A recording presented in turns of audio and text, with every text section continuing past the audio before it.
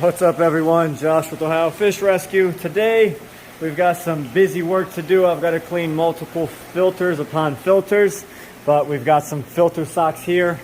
We got to change all 9 of those socks and clean all 6 of the FX5s on this quarantine tank right here because they keep getting knocked around underneath and spewing out nasty dirt. So I got to just clean them all and then this tank will be back to clean.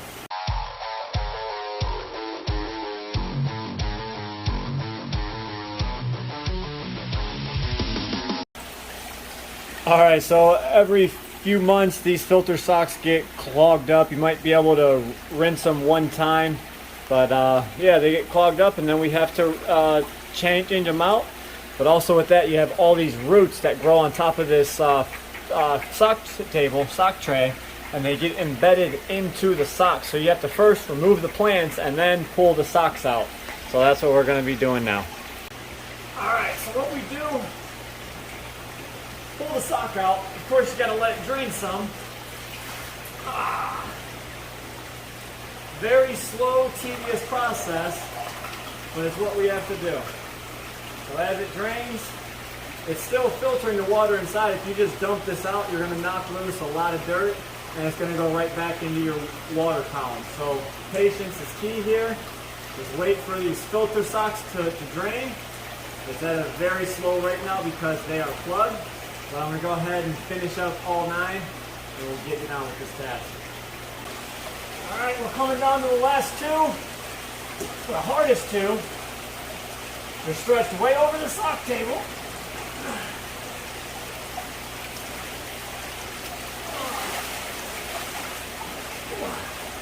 Alright. Now basically just did that 8 times. We got 1 more to go. Then the socks can go in. Alright, so we got our new socks. Easy as 1, 2, 3, 4, 5, 6, 7, 8, 9. Rinse and repeat. Put the socks in. Make sure they're right. Oh, it's not in right. There we go. They touch down. They seat. Then you spin. That's 1 in. There goes 2. Of course, the ones closest to me are a little bit easier because I can actually reach them. Go. Bam.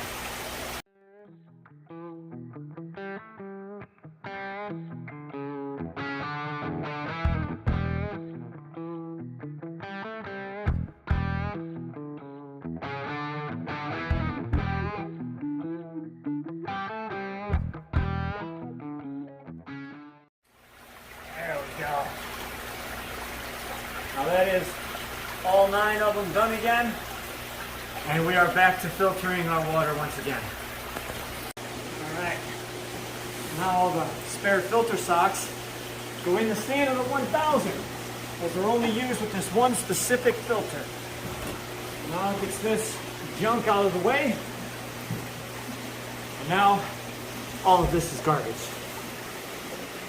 Let's go carry this outside first before I make a mess. This is the worst part. There's 7 different FX5s underneath this stand. They all need cleaning. So it involves 1 at a time, unplugging them, taking them apart, cleaning them. Fun, fun, fun. Alright, so I just took the lid off. Look at this soup inside the filter. These are probably about the nastiest these filters will get. Oh, man. Nasty.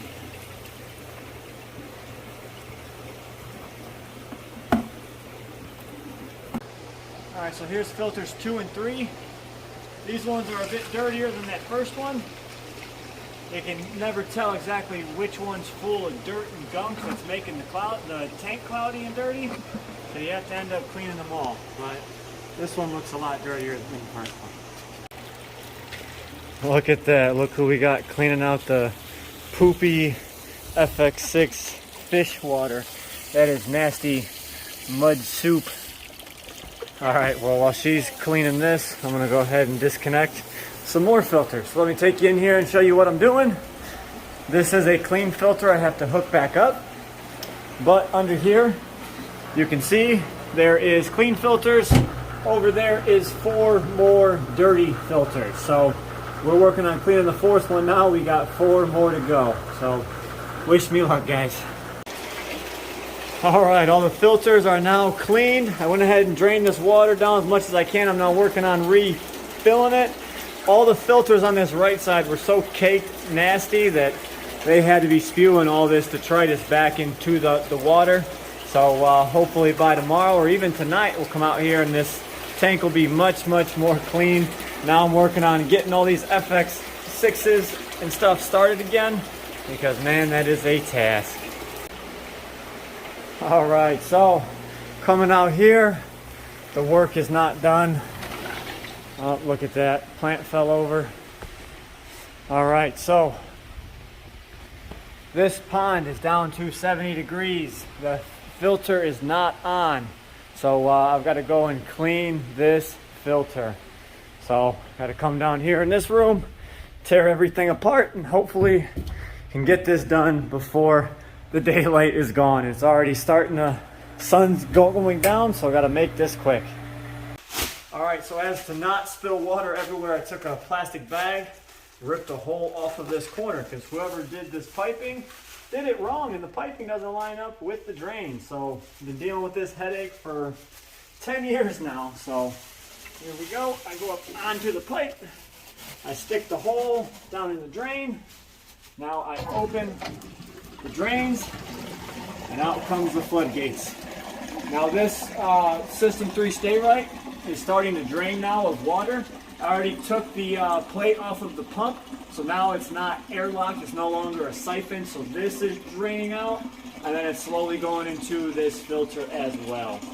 So now it's just time, so a couple minutes and this should be good to go. Alright, so we just got done pressure washing the filters. It's pitch black outside already, but it needed to be done. So we're putting this filter back together. This thing was filled with, whole bottom of this filter was about 10 inches of potting soil in the very bottom. So all that soil, mud, got caked onto these filters because of that plant that was just put in the pond. So now the filter's cleaned again and the fish can get back up to temperature. All right, so you can see, oh, you can't read it on screen, my bad. Well, the pump is on, it's full, it's pumping through. I just purged the air out of the System 3 Stay Right. I don't know if you guys can hear it, but there's a bunch of air popping inside the heat exchanger right now. Once all that air is gone, I'm good to go ahead and turn this heater back on. So just a moment and we'll have heat back on. All right, we are done, and I know this says reset limit, high limit to fault.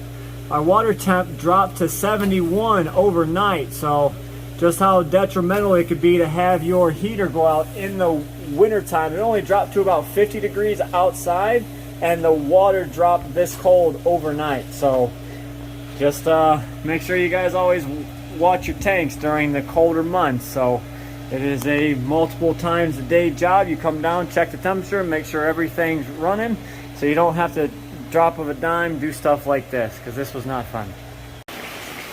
All right, now meanwhile this was filling back up. You can already see, you can kind of see through the tank, the filters are working. So maybe even by later tonight this will be clean again. Our tanks never get this dirty, but we've let this quarantine tank go for a little bit and we overstocked it with a lot of fish real quick, so the filters got extremely dirty. So now I just got a few FX5s to get running still while this continues to fill up. All right, I got all the filters back on. Tank's clearing up, as you can see. That is 7 on here and 1 on Lavaca's tank. So that was hidden under there. Just didn't know which one it was, so they all got cleaned. I still got to clean that intake right there, of course. So let me do that before we close up here for the night. But this was a lot of nasty work, real quick. Came home from work, did all these 8 FX6s. A big pool pond filter, and then over here we did the sock table. So we got the 9 socks replaced on here. So basically filtration all around on every single system possible. The only thing left that I didn't clean was basically a couple sponge filters that are in a couple of these tanks. And then there's some FX5s on this whole row here on the 750. This 3000 I didn't clean, so maybe I'll do that tomorrow. That's a lot easier. I just flip some valves and let the water flow out, besides the couple FX6s on here. But I just cleaned these recently, so I don't know if these guys need cleaned yet. So I don't know. But that's it for tonight, folks. I do have some exciting news to tell you guys this weekend.